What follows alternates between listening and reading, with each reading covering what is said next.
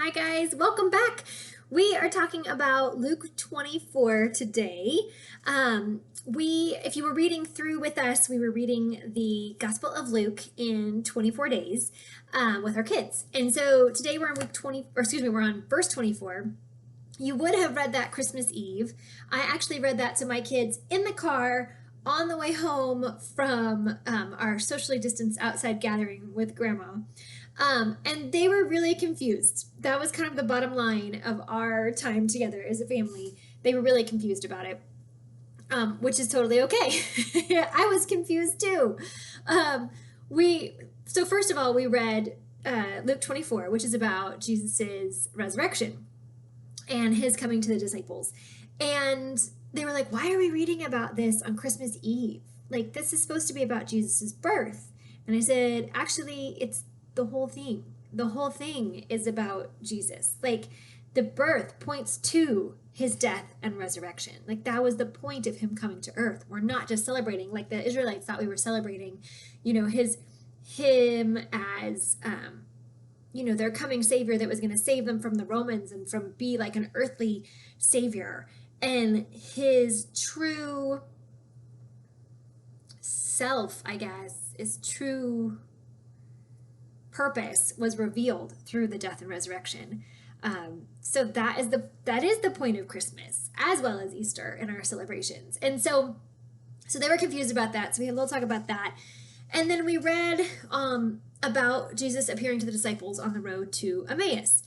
And they were even more confused about that. They said, all of them said, I've never heard this story before.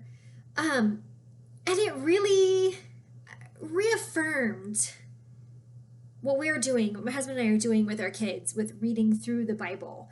The actual, like, full-on Bible versus like a kid's distilled version of the Bible.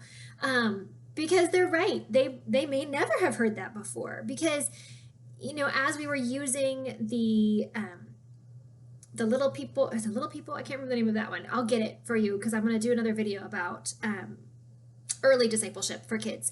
I'll get that one to show you. But as there's like the kids versions that are distilled versions that are, they only take certain stories, certain good kid friendly, stories and put them in the Bible. So you hear about Jesus' resurrection, but you may not hear about him appearing to his disciples, or you maybe only hear one.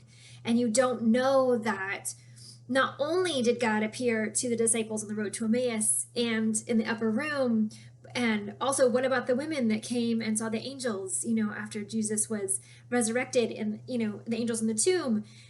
But you also don't get the richness of the Bible in that Jesus's birth wasn't just written about in Luke.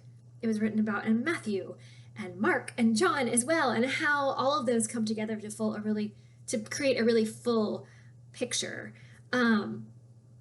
So it just reaffirmed that for me. And I hope that you guys have found this really helpful and encouraging reading through the Bible with your kids as well. They may not get it, and that's okay. My kids, especially with this one, that was what their takeaway was. They were just confused and just kind of bewildered that they hadn't heard it before. And so, the confusion for them was like, well, why didn't the disciples know that it was Jesus when they were walking along the road with him? Why were their eyes just opened, when he breaks the bread and then he's gone? And they're like, oh, our hearts were burning within us this whole time. Like, but then why didn't they recognize that, And it's okay to question. It is okay to question. I don't understand that either. I don't understand it either. And we can look in commentaries, we can ask other people, what they think, but I think that the most important thing is to go to Jesus and say, and leave that question open. It's okay to have an open question mark. I've had things for years, I talked about in the last video, the trying versus training, like that was an open question mark for me for tens, if not 20 years, trying to kind of understand and unpack what God meant, or what Dallas Willard meant by that, and why that held on with me, why I still continued to this day to kind of struggle with that and think through that. So leave an open question mark for Jesus, because we have to expect that he will show up and answer those questions. And if he doesn't, that's okay too, right? But we want to have that open question. We want to continue to seek and to hear from him. And so I want my kids to continue to ask those questions, to wonder, and then expect God. Expect him. They expect that some of those answers will come from random places, that they will experience that maybe, that